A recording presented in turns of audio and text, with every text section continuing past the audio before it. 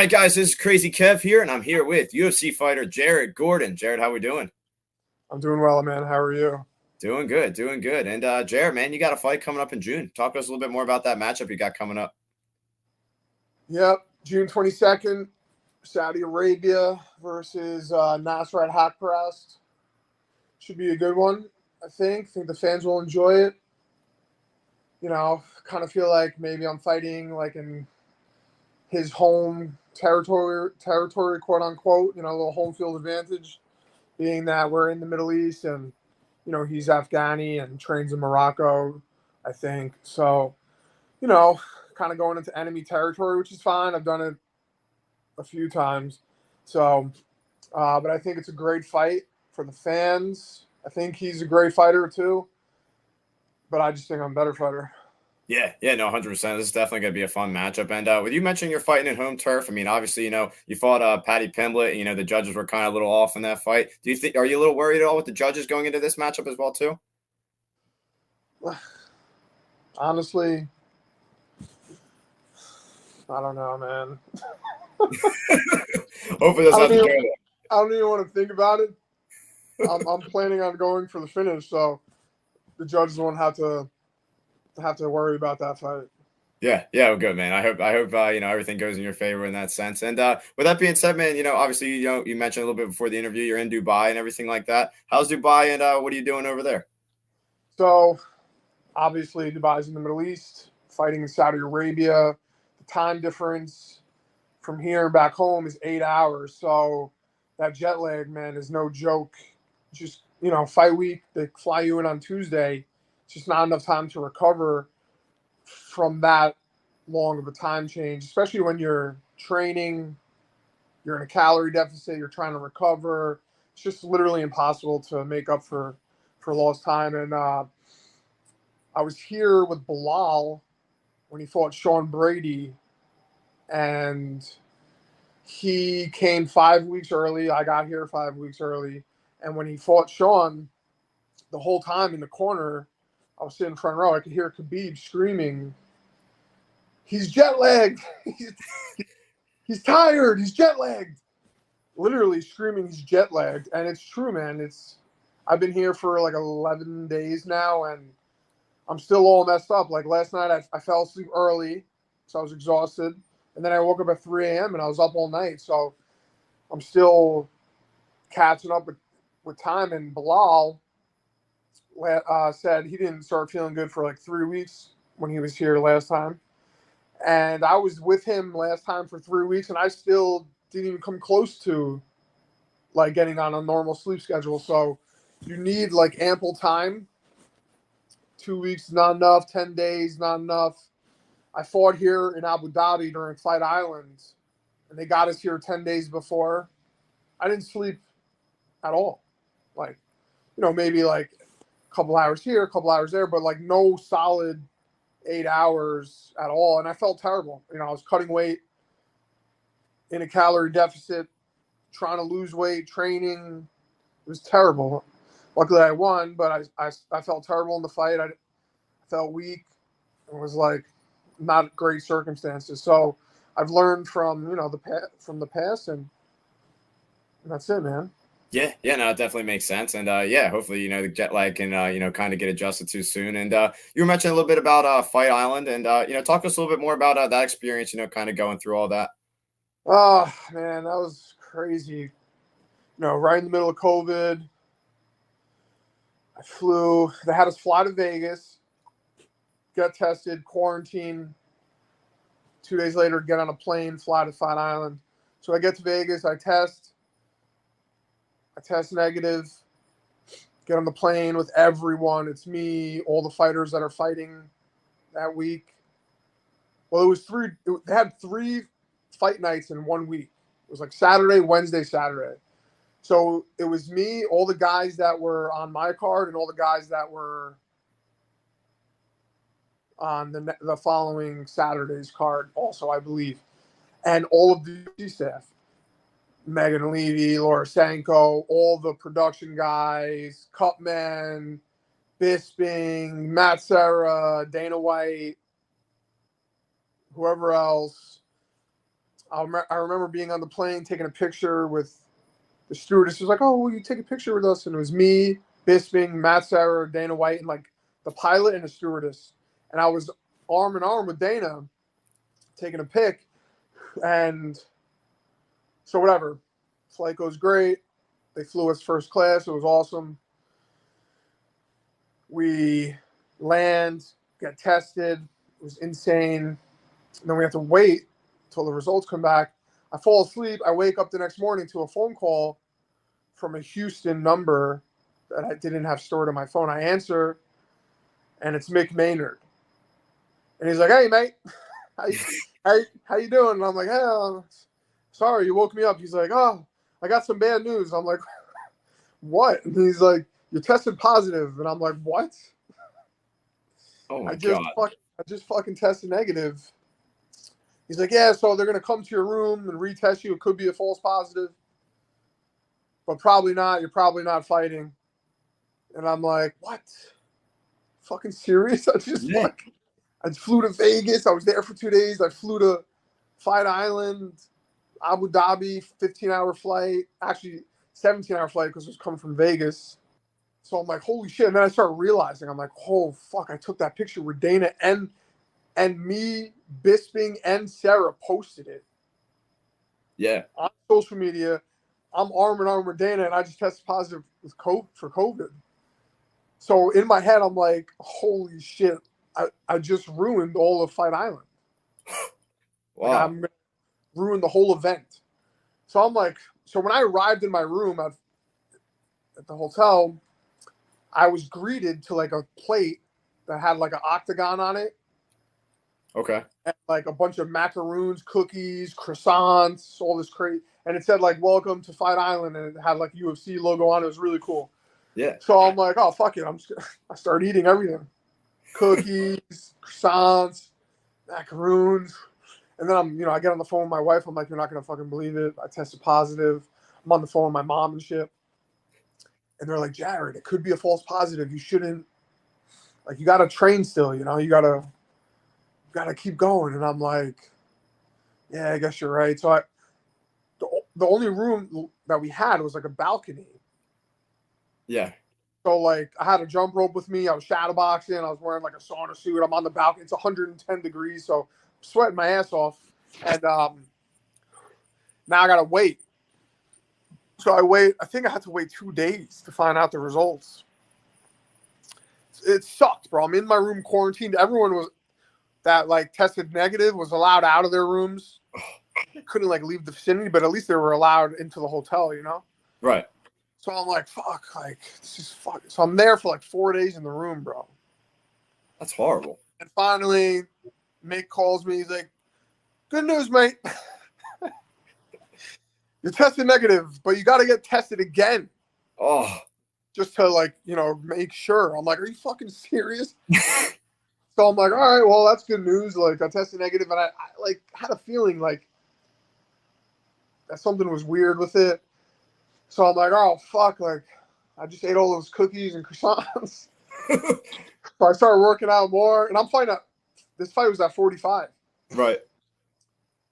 So like, it was even harder. I'm a 55er now. Yeah. So whatever, it all turned out positive. I ended up with a negative test again, so they let me out of the room, thank God. And I made weight. I won the fight. It was crazy. But then they made a whole series. I don't know if you watched it, the Fight Island series. I don't remember if I did. It was probably a long time ago, yeah. It's on ESPN Plus. You can watch it. It's like Fight Island Classified or some shit like that. Okay. And like it shows like how I tested positive. They don't mention John, so I think you might have to take that out. Gotcha. I gotcha. But it was funny, man. It was crazy, and it was a crazy experience. But I won. It was a good night. So yeah. Wow. Yeah, that's definitely an interesting experience, no doubt about it. And another thing too, I think is pretty interesting. Obviously with you being in Dubai, you posted a video about it. You had like orangutan, Ryan Garcia. Like, how in the world did that meetup come about, and like why was there an orangutan? Yeah, just talk us more about that. It was just a huge coincidence. Like my boy that lives here, he was like, "Yo, you want to go to a zoo?" I'm like, "All right." So he picked me up, and we're driving, and I'm like, "Where the fuck are we going, bro?" And he's like, "Oh, It's like 45 minutes away. I'm like, oh, all right. So whatever, we get there and we're there for a while. We're at one of the sheikhs, his son. He was like a prince, I guess, or some shit like that. Yeah. Super nice guy. He was like 26 years old. Guy's a billionaire. He's like, yeah, this is my farm. So they had like giraffes and bears. I was feeding bears, monkeys, tigers, lions, leopards, cheetahs, all sorts of shit. Wow. And they let me into like a cage with like all these lions. Yeah.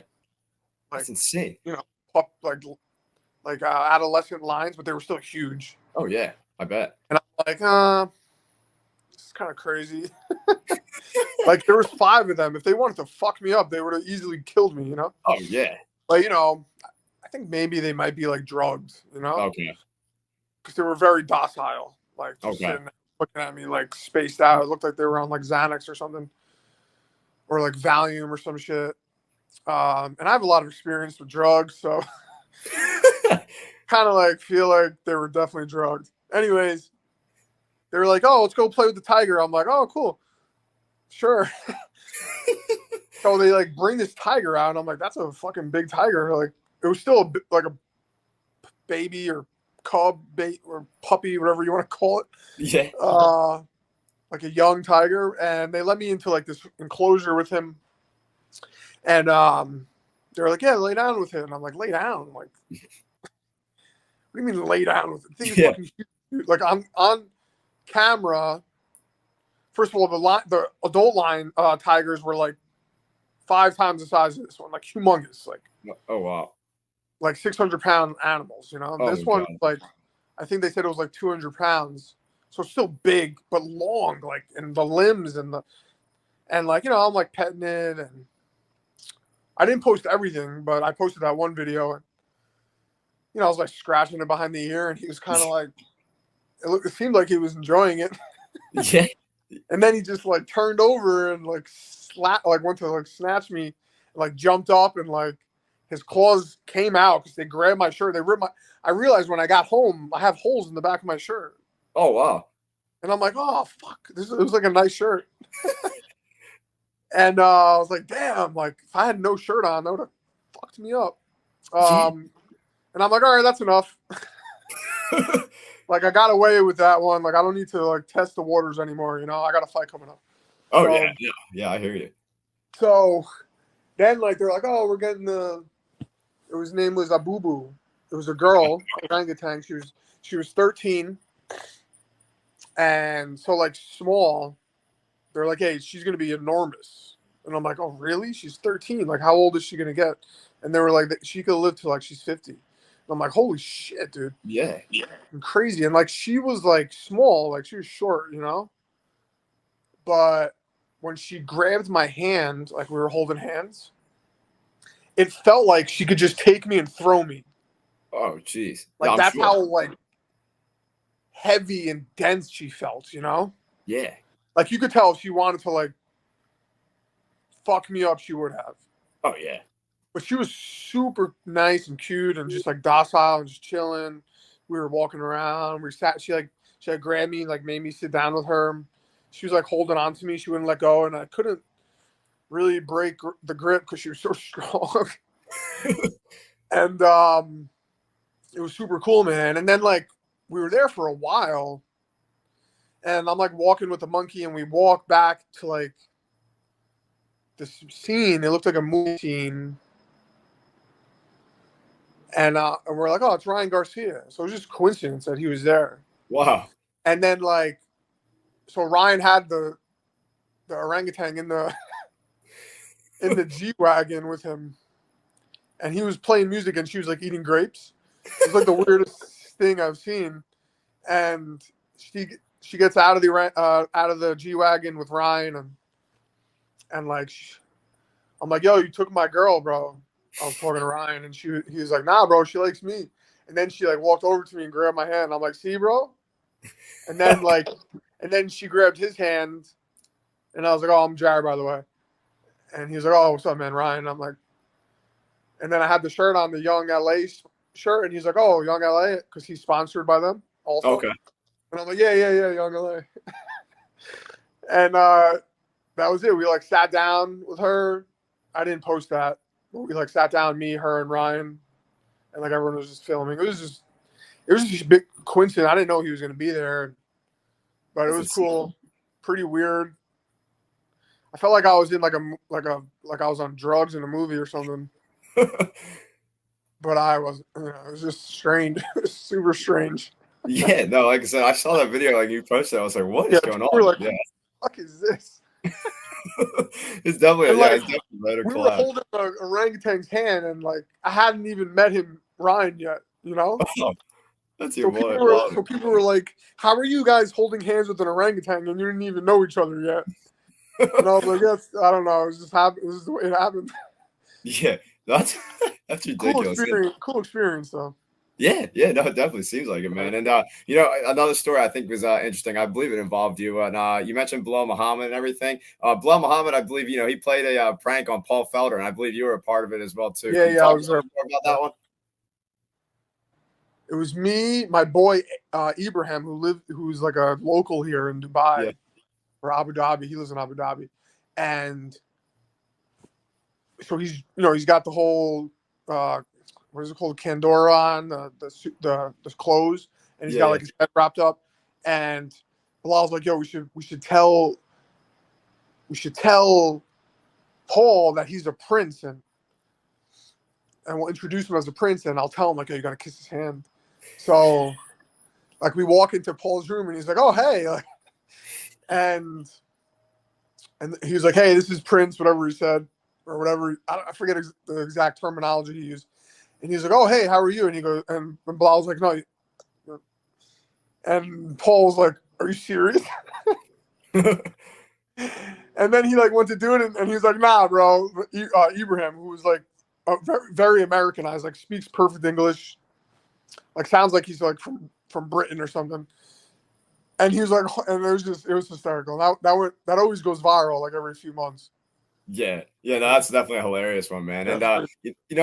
another story I think was pretty interesting that you were talking about on another interview a long time ago was you were fighting, I believe, like these like 8 Mexican fighters, and it was like for like $100,000 tournament, and then you never got paid out. Can you talk to us a little bit more about that tournament? Yeah. Yeah, I fought in a tournament in Mexico. It was 8 Americans versus 8 Mexicans. I won the whole thing, and they never paid me. So yeah, I fought 4 fights in a month. So every weekend I had to cut weight, make weight, fight, and then I fought 5 rounds in the last fight, and they never paid me. And the only reason I went was because I was a late replacement. I don't know if you remember Brian Foster. No, no, He was in UFC a while ago. He was really good too. He was also, I think he was a World Series of Fighting champion or something. He did well. He was a really good fighter, and he had like a brain problem, so that's why the UFC let him go. But then he came back into fighting. I'm pretty sure he became a World Series of Fighting champion. Really good fighter at welterweight, and he had won the season before me. So I contacted him. I'm like, "Hey, bro, like, did these people pay you? Like, did this all work?" He's like, "Yeah, bro, they paid me the week I got home." I'm like, "All right." So I went, I won, and then it's fucked up. wow, that definitely is 100 fucked up. grand. Wow. Yeah, 100 grand. Yeah. Wow. Another thing too, I think was pretty crazy too. You were talking about one of your CFFC fights because I'm from Philadelphia as well too. So from like CFFC, man, when you did that, like you had to get like you were talking about like getting your eye pried open, and man, that was like an insane story that you were like kind of talking about. So just I guess kind of walk me through like I guess like your mindset, like when you're in the hospital having to go through all that different stuff, and just talk to us a little bit more about that. Yeah. So I was fighting for the title. I was winning the fight. I got kneed in the face, and between the third and fourth round, the doctor stopped it because my eye was so swollen shut. I was 9-0. Now I'm 9-1. I was supposed to be CFFC champion, and I was supposed to get a UFC contract if I won that fight. That was 2015. So I go to the hospital. The doctors are like, "We think you're blind because they took an X-ray. We think you might have lost your eye because the bones were like splintered." And they were like, but my eye was so swollen shut that I couldn't see out of it because it was swollen shut. They're like, "So we could like pry your eye open right now or wait till the swelling goes down so you can see. And I was like, pry that shit open. And they were like, all right, we're going to have to give you a shot of morphine. And I'm like, well, I'm a recovering heroin addict. And they were like, you're going to be in the hospital for like the next 5 days, and we're going to be pumping you with meds, so it doesn't really matter. We're giving you pain meds anyways. I'm like, all right. So they hit me with the morphine, and I knew right there I was fucked because I'm a heroin addict. And they pried it open, and I could see, so that was great. And I had surgery. The surgery went well. I recovered, obviously. But like 6 weeks after that, I ended up relapsing on heroin and IV heroin and cocaine. And then I got sober like 6 months later. I fought for the title again. I won. Then I had a short notice fight. And then the year after fighting for the title again, I fought on Dana White's Looking for a Fight show, and I got signed. Yeah. It was crazy, like year and a half.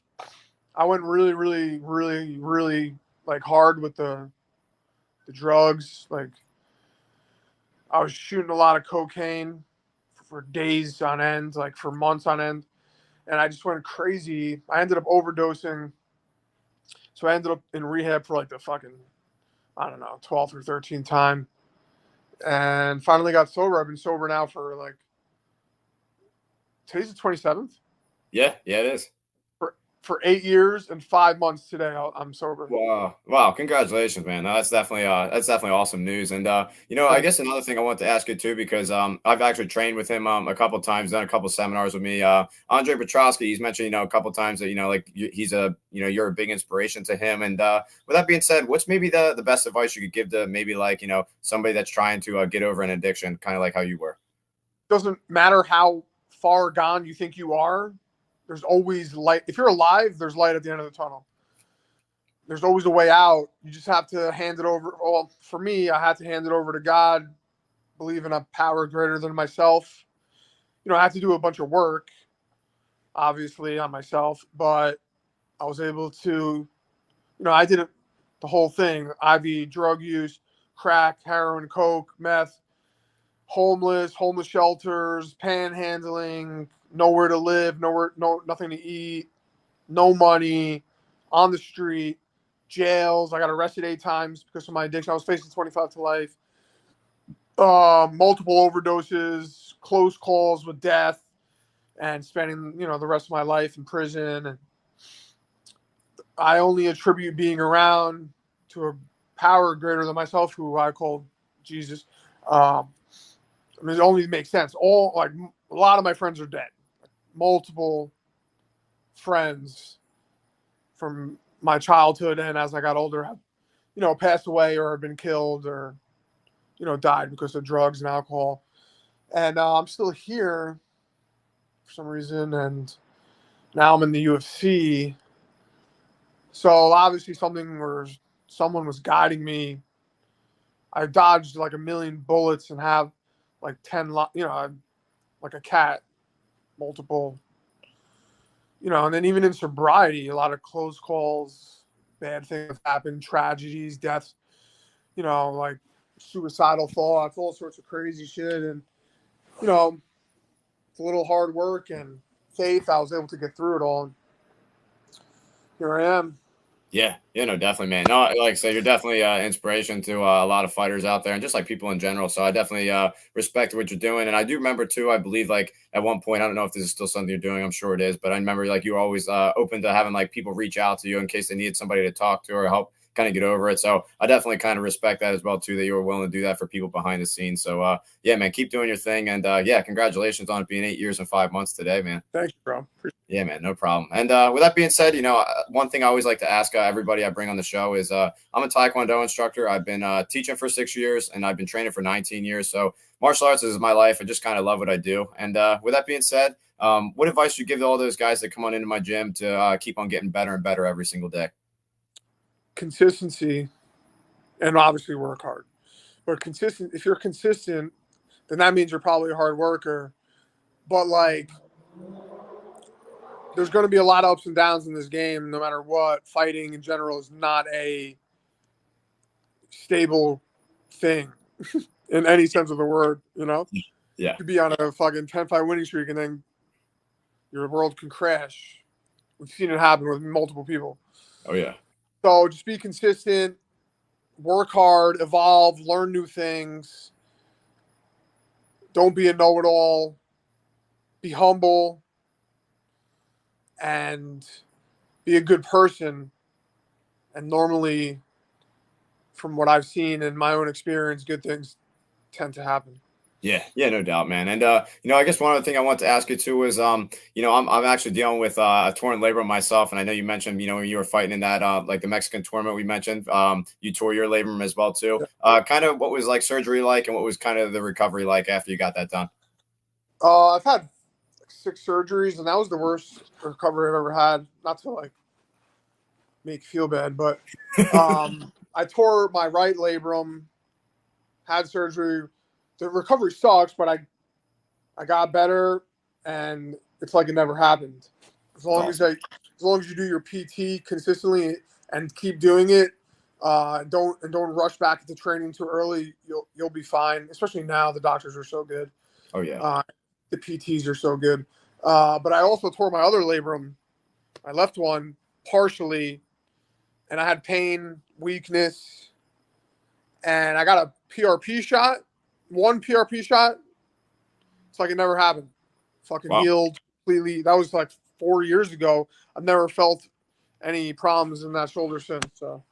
Wow, that's definitely good to hear. There's options out there, bro. Yeah, no, there definitely is. Because I believe it was like when I was in high school, like 2018-ish, I tore like the back, I guess, of the labrums, and now I'm like dealing with the front of them again. So it's like this would be like round 2 with the labrum injury. So definitely was just curious, how you kind of, I guess, dealt with everything. But that's good to know. I'll definitely have to kind of research a little bit more. Yeah, very cool, man. And yeah, man, with that being said, Jared, it's been awesome talking to you, man. And thank you so much for coming on today. And with that being said, what's your final message out there for the fans watching this video? Tune in June 22nd, UFC Saudi Arabia. I'm gonna put on for you guys, and it's gonna be a great night. Yeah, man, it definitely is, Jared. And Jared, thank you so much for coming on. It means a lot to me. And yeah, man, enjoy the rest of your day. It means a lot to me, my man. No problem, man. Have a good day. Yeah, man, you too. All right, take care. Bye-bye.